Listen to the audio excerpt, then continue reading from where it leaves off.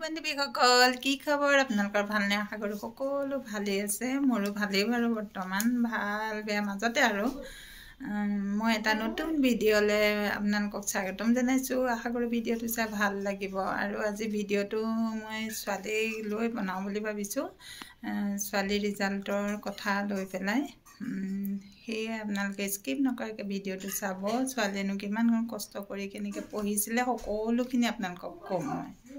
এজনী ছোৱালী শুইয়ে আছে তাই মন চন ভাল নহয় ইমান বুজাই আছোঁ তথাপিতো তাই নুবুজে দেহা এনেকৈ শুই থাকিলে কেনেকৈ হ'ব এই তাই নুবুজে অকণো ইমান বুজাই আছোঁ অকণো বুজিবলৈ চেষ্টা নকৰে তাই সেইজনী শুইয়ে আছে তাই ছেকেণ্ড ডিভিজন পাই পাছ কৰিছে 57.2% তাই মোৰ কাৰণেতো তাই মানে ষ্টাৰ পাইছে বুলি মই ভাবোঁ কাৰণ তাই যিমানখিনি কষ্ট কৰি যিমান চিন্তাৰ মাজত তাই পঢ়ি পেলাই পৰীক্ষাটো দিছে মইতো ইমানকণো যে তাই পাব মই ভবা নাছিলোঁ আৰু মই সঁচাই বহুত খুচি তাই যেনেকৈ ৰিজাল্টটো কৰিছে মানে মই তাতে বহুত খুচি তাই ষ্টাৰ পাইছে বুলি মই ভাবিছোঁ মোৰ কাৰণে ষ্টাৰ মাৰ্কছ মানে তাই আৰু তাই কি ধৰণে পঢ়িছে আপোনালোকক মই অলপ ক'ব বিচাৰিছোঁ আপোনালোকে জানে মোৰ মানুহজন কাহু হৈছে আপোনালোকে জানে মোৰ মানুহজন সেই সময়তে মেডিকেলত আছিলে অপাৰেশ্যন হৈছিলে ভৰিৰ ফুট ইনফেকশ্যন হৈ আপোনালোকে সকলোৱে জানে কথাখিনি আৰু সেইটো টাইমত মই তাইক অকণো সুবিধা দিব পৰা নাছিলোঁ তাই যেতিয়া মানুহজনে কাম কৰি আছিলে সেই সময়ত একচুৱেলি তাইক পিজিতে ৰাখিছিলোঁ আমি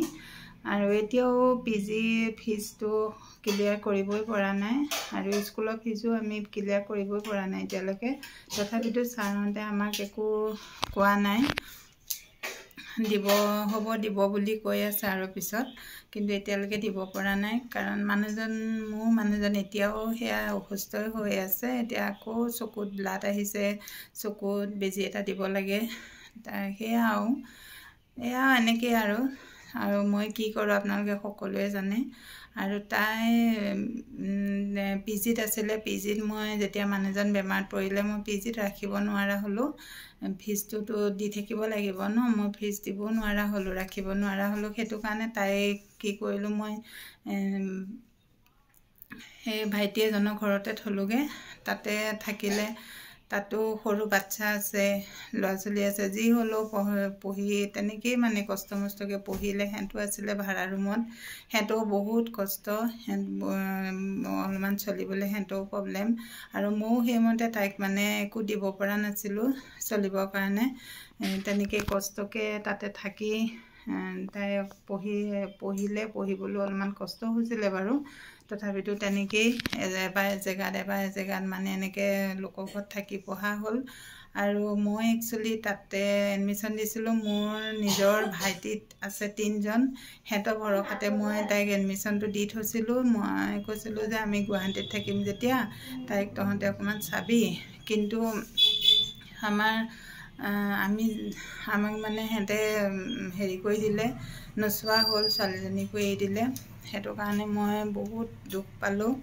আৰু পিছত গৈ পেলাই মানে তাইক মই সেই তেনেকৈ লোকৰ ঘৰত থৈ পৰীক্ষা দিবলগীয়া হ'ল আৰু মই সেই সময়ত এনেকুৱা অৱস্থাত পৰিছিলোঁ মানে বাপেকক মেডিকেলত অকলে মই বাপেকক চাওঁ নে ল'ৰা ইফালে ৰুমত অকলে নাই তাক চাওঁ নে ইফালে ছোৱালী তাত পৰীক্ষা দিব হৈছে ইফালে তাইক চাওঁ নে মোৰ মানে বহুত প্ৰব্লেমত পৰিছিলোঁ আৰু সেই সময়ত মোৰ কোনো নাছিলে মোৰ লগত বহুত প্ৰব্লেমত পৰিছিলোঁ সেই প্ৰব্লেমখিনি কেনেকৈ পাৰ কৰিছোঁ আমি জানো আৰু ভগৱানে জানে আৰু সেইকণ সময়ত ছোৱালী কেনেকৈ পৰীক্ষা দিছে ইফালে বাপেকৰ বেমাৰ সকলোখিনি গম পায় তাইৰ বাপেকৰ সেইখিনি টেনশ্যনো মাথাত মানে সোমোৱাই ল'লে পূৰা টেনশ্যন আৰু পঢ়িবলৈ অকণো মন নকৰা হৈ গৈছিলে বহুত কষ্টকৈ তাই পৰীক্ষা দিছে সেইটো কাৰণে মই ভাবোঁ তাই মোৰ কাৰণে বহুত ভাল ৰিজাল্ট কৰিছে সেয়া আগলৈ সকলোৱে আশীৰ্বাদ কৰিব তাই যাতে